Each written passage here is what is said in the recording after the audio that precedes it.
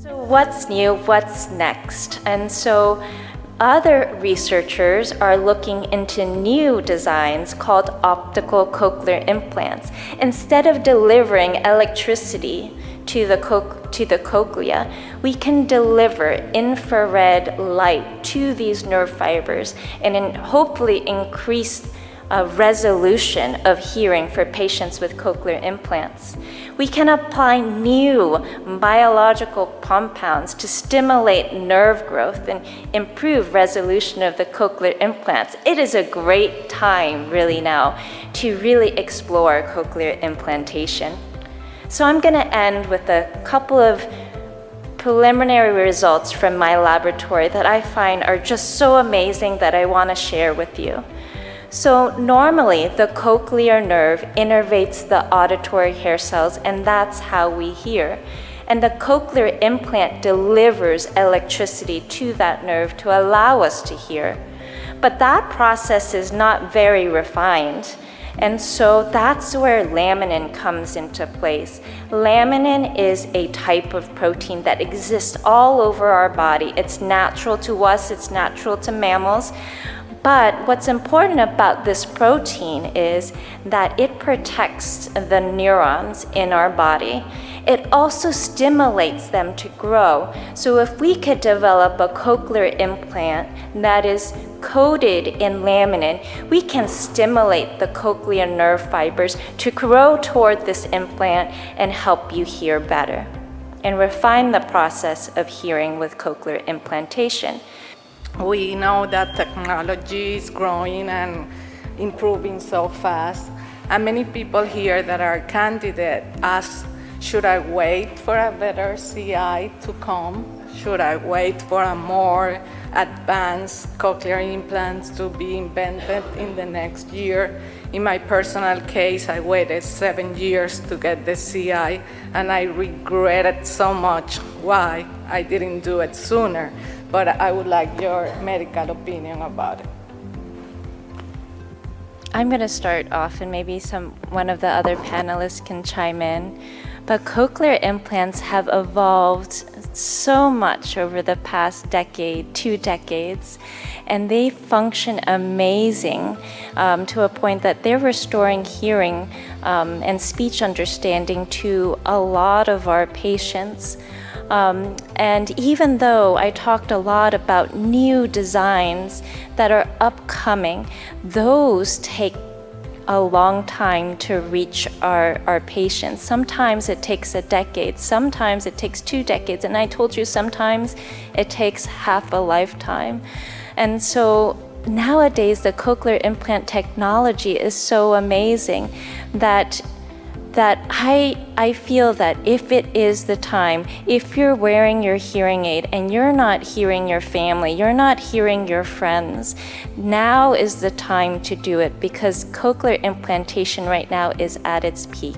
How do people manage expectation? In my personal case, I help a lot of candidates to go into the process of the surgery, and I always prepare them for the worst case scenario, which I think is the best, because if you get an remaining hearing, it would be so good for you to celebrate it. So how did you as doctors prepare them for the worst? I can start. When I have a patient that is interested in cochlear implants, we talk through the entire process. We talk about the worst case scenario. We talk about the best case scenario. And it's really hard to predict sometimes how a person's going to respond if they've been deaf already and if they've waited 10 to 20 to 30 years to get their implant. But we know that the brain is a very powerful organ, and if we work at it, if you work at using a cochlear implant, you can achieve results that are really amazing for your life, for your quality of life, and for your daily activities. And so, just being realistic with your patient puts them really at ease that if something were to happen, we could help them get through it. I agree with all that. We try in cochlear implant surgery to under-promise and over-deliver. Of course, I probably shouldn't have told you that and just say that we underpromise. But one of the things that I always focus on is the activation. A lot of people have great expectations for activation. They're looking forward to it. They fixate on the one moment when finally the device is turned on and you can hear again. And that appointment is just one tiny little step in the multi-year journey of learning how to hear with this new device.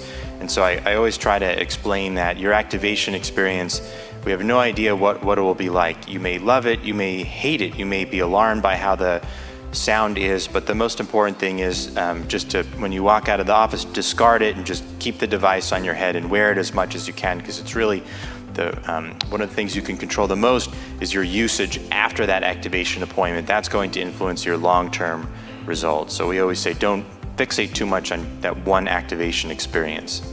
Well, you have a room here full of hearing loss advocates who do a lot of work on the ground and help people with hearing loss. So my last question would be, what do you think we can do as advocates to make your work easier and better and help more people, because the statistic of people getting CI is really low. It's a percentage that we could be helping so many people. So what do you think? See how I use my hands, and maybe that's what the result is different. So what do you think we can do as advocates to help you get the message that this surgery and this technology is safe? And in my personal case, it changed my life. It gave my life so much good things. That how do we do that? Well, I think that you're doing a lot of that right now, Roxana, just coming to these meetings and learning about cochlear implants and spreading the word to other patients that may be thinking about cochlear implants. And I think other people have mentioned in their talk about the importance of educating the community and going out and talking to the physicians, the internists, the primary care physicians, the audiologists, and creating a 60-60 rule that just helps facilitate patients to get cochlear implants when they need it. Yeah, during my time at the University of Miami, we were very lucky to have some patients on board who were willing to speak to other potential patients. So if they had a hearing aid and they needed to talk to someone who had a hearing aid to share their experiences, or same thing with someone who was looking to get a cochlear implant, and we would connect them with somebody, one of our patients, who would answer their questions. So things like that is very helpful as well. We had some here that we did that and it helped. So Margaret, yeah, that was her case. Thank you. Yay, Margaret. Hi, Margaret. I would say that keep doing what you're doing, keep working on outreach and spreading the word about hearing loss and the importance of treating hearing and the importance of hearing through whatever avenues you can, whether it's social media or networking with politicians or lobbying on the Hill or speaking to other providers. I think it needs to be a very multi-pronged attack. We kind of need to permeate the air throughout the world about the importance of hearing loss, and that just takes massive continual effort. I don't think I have much more to add. I think what you're doing is exactly what we want from our patients and is exactly what our CI candidates ask for. So many of our patients will say, is there somebody I can speak to who's had an implant so I can understand what things sound like, what the post-op experience was like, just what can I expect? And so I think just being available.